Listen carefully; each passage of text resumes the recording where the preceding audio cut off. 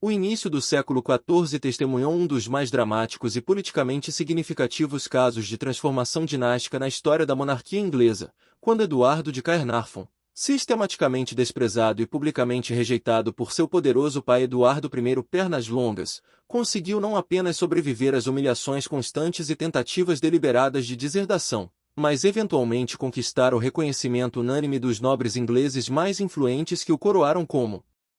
Eduardo II em uma cerimônia grandiosa que representou tanto uma vindicação pessoal extraordinária quanto uma revolução fundamental nas expectativas tradicionais sobre liderança real medieval. Esta extraordinária jornada do desprezo paterno mais profundo à aclamação nobre e entusiástica revela as complexidades intrincadas das relações familiares reais, as pressões políticas multifacetadas que moldavam as sucessões medievais, e o poder genuinamente transformador das circunstâncias históricas que podiam elevar até mesmo os herdeiros mais improváveis e aparentemente inadequados às posições supremas de autoridade política e poder dinástico. Não se esqueça de se inscrever no nosso canal e dar um like neste vídeo se você está curtindo esta incrível história de superação real e triunfo político contra todas as probabilidades imagináveis. Eduardo I, universalmente conhecido como Pernas Longas devido à sua estatura física imponente e martelo dos escoceses por suas campanhas militares implacáveis contra a independência escocesa, havia estabelecido-se firmemente como um dos monarcas mais formidáveis, respeitados e temidos de sua época através de uma série impressionante de conquistas militares espetaculares, reformas administrativas verdadeiramente revolucionárias que modernizaram fundamentalmente o governo inglês, e uma presença política dominante que exercia autoridade incontestável não apenas sobre a Inglaterra propriamente dita, mas também influência decisiva e frequentemente determinante sobre os principados galeses recém-conquistados e os reinos escoceses persistentemente rebeldes.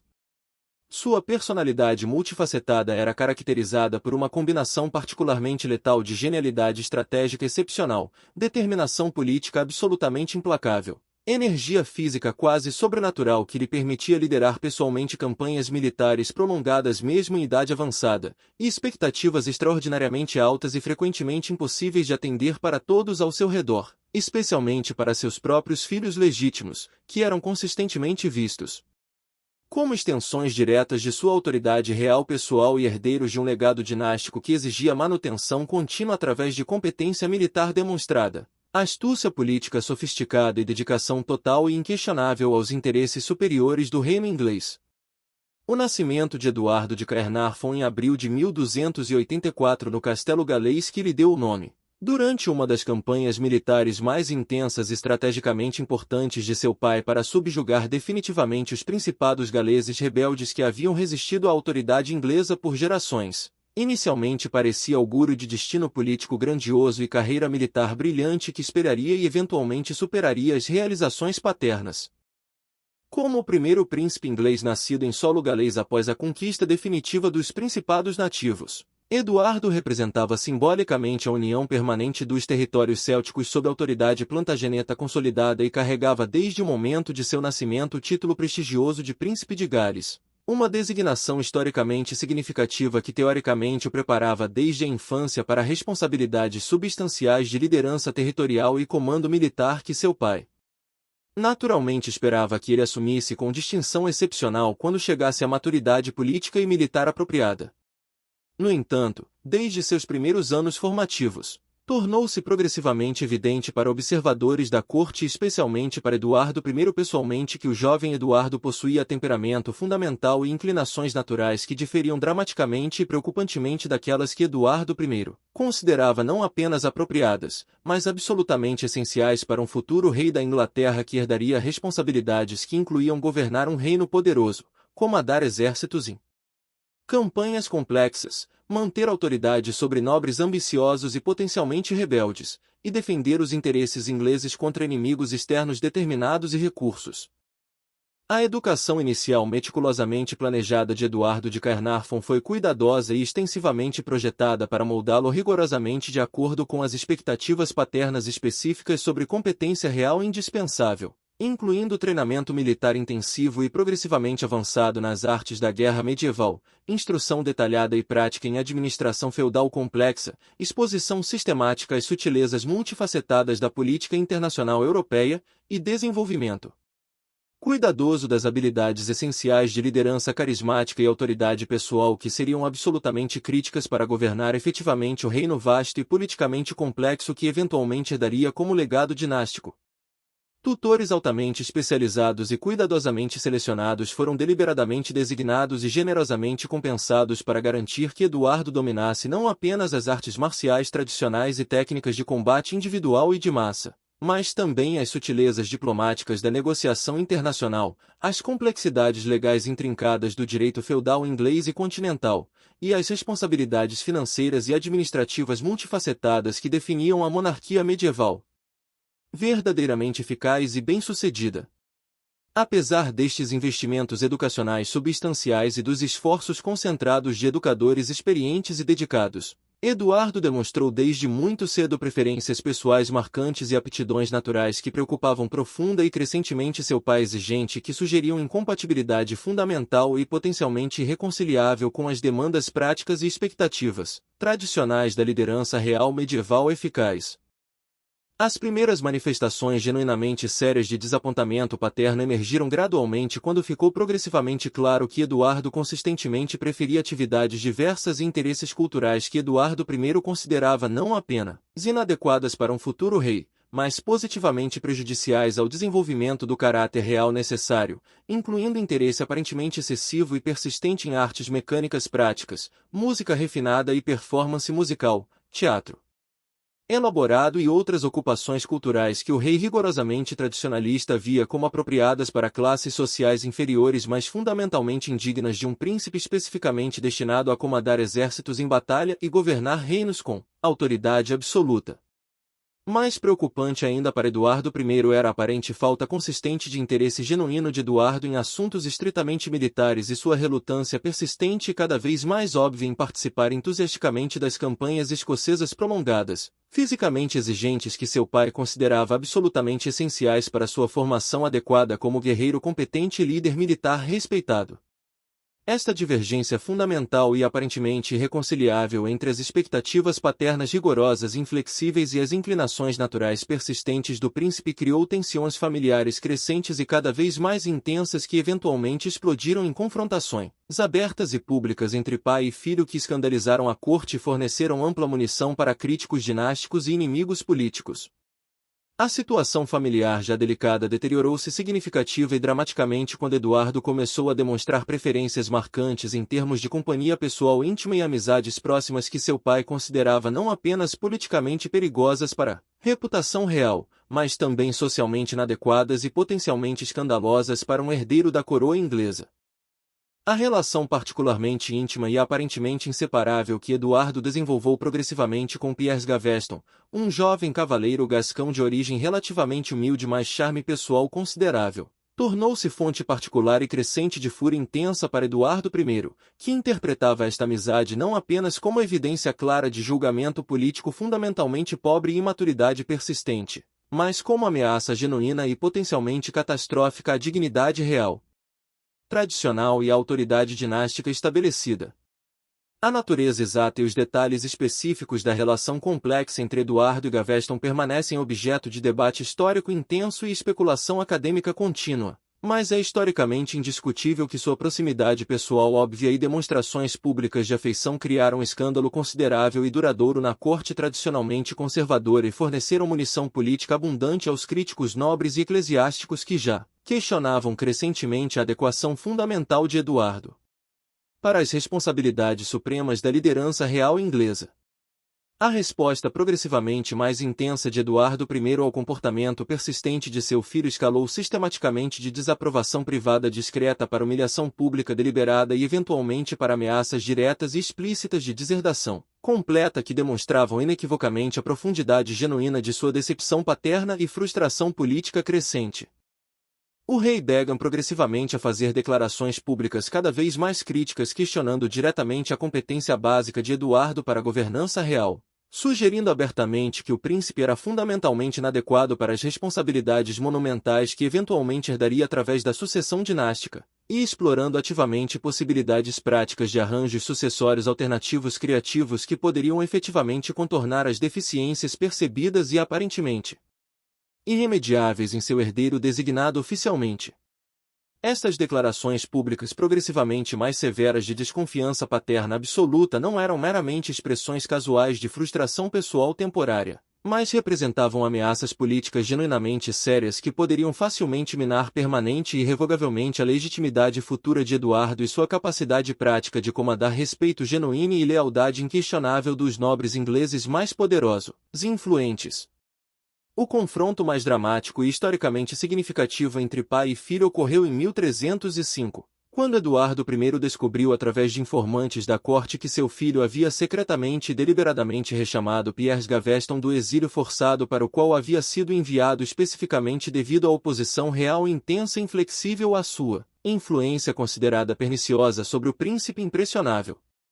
A fúria explosiva do rei foi tal que, segundo múltiplos relatos contemporâneos detalhados e consistentes, ele fisicamente agrediu Eduardo de maneira brutal e humilhante, arrancando violentamente mechas substanciais de seus cabelos loiros característicos e gritando publicamente que o príncipe era completamente indigno do trono inglês e uma desgraça permanente para a linhagem Plantageneta honrada.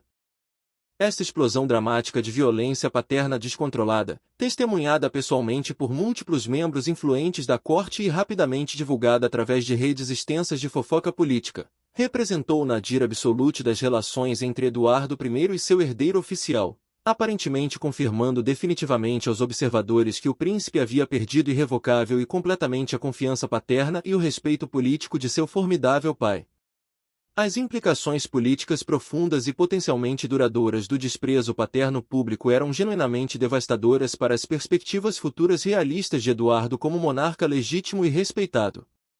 Na sociedade medieval rigorosamente hierárquica, onde a autoridade real dependia fundamentalmente de percepções videspreadas de legitimidade dinástica e competência demonstrada, a rejeição pública explícita por um monarca universalmente respeitado e temido como Eduardo I poderia facilmente se traduzir diretamente em oposição nobre organizada e resistência sistemática à sucessão quando chegasse o momento político apropriado. Os barões ingleses mais poderosos, acostumados tradicionalmente a seguir líderes que demonstrassem consistentemente força pessoal, decisão política inabalável e competência militar comprovada, naturalmente questionariam a adequação fundamental de um príncipe que havia sido publicamente e brutalmente denunciado por seu próprio pai como completamente inadequado para responsabilidades de liderança real. Esta dinâmica política complexa criava enormes desafios práticos e aparentemente insuperáveis para Eduardo, que enfrentava realisticamente a perspectiva assombros de herdar eventualmente um trono cujo ocupante anterior e universalmente respeitado havia essencialmente declarado publicamente sua inadequação fundamental para as responsabilidades monumentais envolvidas na governança eficaz do reino inglês. No entanto, a morte completamente súbita e inesperada de Eduardo I em julho de 1307, durante uma campanha militar particularmente intensa contra os escoceses persistentemente rebeldes liderados por Robert de Bruce, alterou dramática e fundamentalmente a situação política existente e criou oportunidades políticas completamente inesperadas para Eduardo demonstrar capacidades práticas de liderança que haviam sido sistematicamente obscurecidas e subestimadas durante anos de tensões familiares intensas e confrontações públicas humilhantes. A transição crítica para o novo reinado ocorreu em circunstâncias políticas e militares que exigiam liderança imediata e decisões políticas fundamentais, forçando Eduardo a assumir responsabilidades reais completas e incontestáveis muito antes que qualquer oposição nobre organizada pudesse se formar efetivamente ou implementar arranjos sucessórios alternativos criativos que poderiam teoricamente ter frustrado sua ascensão legítima ao trono. A necessidade prática urgente de continuidade governamental estável e a ausência óbvia de alternativas dinásticas viáveis e imediatamente disponíveis criaram uma janela de oportunidade política que Eduardo explorou com habilidade surpreendente e eficácia, inesperada para estabelecer sua autoridade real legítima. A coroação elaborada de Eduardo II na histórica abadia de Westminster em fevereiro de 1308 representou muito mais do que uma simples transição sucessória dinástica de rotina. Foi uma validação política genuína e historicamente significativa que desafiou fundamental e definitivamente as avaliações consistentemente negativas que seu pai havia feito publicamente sobre suas capacidades inerentes e adequação prática para a liderança real eficaz. A cerimônia foi especificamente marcada por pompa excepcional e magnificência deliberadamente impressionante, com participação entusiástica e demonstrações públicas de apoio da nobreza inglesa mais influente, que demonstrou reconhecimento formal e inequívoco de Eduardo como seu legítimo soberano dinástico apesar das reservas pessoais substanciais que muitos haviam desenvolvido inevitavelmente devido aos conflitos públicos prolongados com Eduardo I. Este apoio nobre substancial e aparentemente genuíno não representava necessariamente a aprovação incondicional de Eduardo como pessoa individual ou líder comprovado, mas refletia cuidadosamente o reconhecimento pragmático videspread de que a estabilidade política fundamental do reino requeria aceitação prática da sucessão dinástica legítima e que oposição aberta organizada neste momento crítico poderia facilmente criar precedentes constitucionais perigosos para futuras transições dinásticas e sucessões reais. Os primeiros anos iniciais do reinado de Eduardo II demonstraram de maneira convincente e historicamente documentada que, embora ele genuinamente pudesse possuir defeitos pessoais significativos e limitações práticas que justificavam algumas das preocupações legítimas de seu pai crítico, ele também possuía qualidades genuínas de liderança e capacidades administrativas que haviam sido sistematicamente subestimadas e injustamente diminuídas durante os conflitos familiares amargos e prolongados da década anterior.